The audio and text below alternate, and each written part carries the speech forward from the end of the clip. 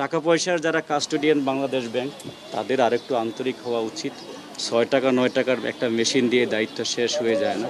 ৫০০ টাকা বা ১,০০০ টাকার নোটকে জাল করা হয়। এজন্য এখন মানুষরা ৫০০ টাকা ১,০০০ টাকার নোট নেওয়ার সময় নানাভাবে নাড়াচাড়া করে অথবা সেগুলিকে পরীক্ষা নিরীক্ষা করে, সেই জন্য তারা এখন ১০০ টাকার নোট এবং ২০০ টাকার নোটকেও তৈরি করা শুরু করেছে, যেটা অত্যন্ত ভয়ানক।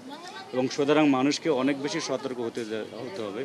তারা পরীক্ষামূলকভাবে জাল রুপিও তৈরি করার চেষ্টা করেছে, যেগুলিকে তারা সীমান্ত দিয়ে পার্শ্ববর্তী দেশের পাচার করার চেষ্টা করত। তো আমরা বাংলাদেশ কখনই জঙ্গিবাদ বা এরকম জাল মুদ্রার কোনো নিরাপদ আবাসস্থল হবে না, এটা সেফ হবেন না, এটা আমরা বলতে পারি। সুতরাং তারা যেই জায়গাতে থেকেই এরকম অপচেষ্টা চালাবে, ঢাকা মহানগর গোয়েন্দা পুলিশ, বাংলাদেশ পুলিশ, আমরা সচেতনভাবে তাদেরকে গ্রেপ্তার করার জন্য এবং সমুদায় আলামত উদ্ধার করার জন্য চেষ্টা চালাই। তো আমরা অনুরোধ করি এই সমস্ত জিনিস দেখেও এই টাকা পয়সার যারা কাস্টোডিয়ান বাংলাদেশ ব্যাংক তাদের আরেকটু আন্তরিক হওয়া উচিত।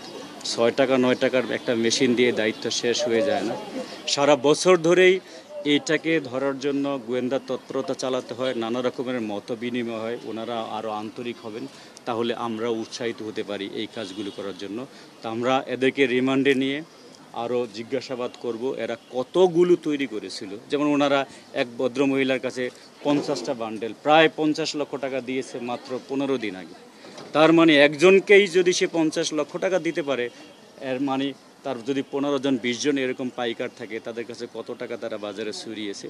আমরা সেই কারণে দেশবাসীকে বলবো, যখন টাকা, মোটা অঙ্কের টাকা আপনারা গ্রহণ করবেন, সেগুলোকে নেড়ে চেড়ে দেখবেন, সম্ভব হলে পরীক্ষা করে দেখবেন আইনশৃঙ্খলা রক্ষাকারী বাহিনী দ্বারা, যেন আপনারা প্রতারিত না হন। ভাই, ঈদের কোরবানির ঈদ বা আরো চক্রগুলো সক্রিয় হওয়ার কোনো আছে কিনা? বাংলাদেশে জাল টাকার অনেকগুলো চক্র ছিল এক সময়, কিন্তু সাম্প্রতিককালে অনেকগুলো ধরা পড়েছে। জাল টাকার সামগ্রীর দাম অনেক বেড়ে গেছে, আমরা অনেক তৎপর, সে কারণে অনেকেই নিবৃত থেকেছে। কিন্তু সে একসাটিয়া বাজারটা নিয়ন্ত্রণ করত, তার কোয়ালিটি ভালো। তো আরও চক্র থাকতে পারে, তবে আমরা তাদেরকেও করতে দেবো। এই সমস্ত চক্রগুলো সবসময় ঈদ পার্বণ উপলক্ষে অনেক বেশি সক্রিয় থাকে। এরা রমজানের ঈদ, এরা এই কুরবানির ঈদ সবসময় থাকে। রমজান কুরবানির ঈদের একটা গরু বা একটা ছাগলের দামে কয়েক হাজার টাকা, এমনকি লাখ টাকা হয়ে যায়। সে কারণে ভালো টাকার মোড়কে কিছু মন্দ টাকাও দিয়ে দেওয়ারটাকে তারা টার্গেট করে এগুলো তৈরি করতে থাকে, এবং এটা সমগ্র বাংলাদেশ ব্যাপী তারা বিপণনের চেষ্টা করে। কাজ করার জন্য অনেকগুলো পুরুষ এবং অনেকগুলো মহিলা কর্মী আছে। আমাদের কাছে প্রাথমিকভাবে স্বীকার করেছে তাদের ওই সমস্ত পেইড কর্মচারীদেরকে, যারা জাল টাকা বানায়, এক জায়গা থেকে আরেক জায়গায় নিয়ে যায়, তাদেরকে সে প্রতি মাসে 2.5 থেকে 3 লক্ষ টাকা বেতন দিয়ে থাকে। তার মানে সে হিউজ ব্যবসা করে থাকে।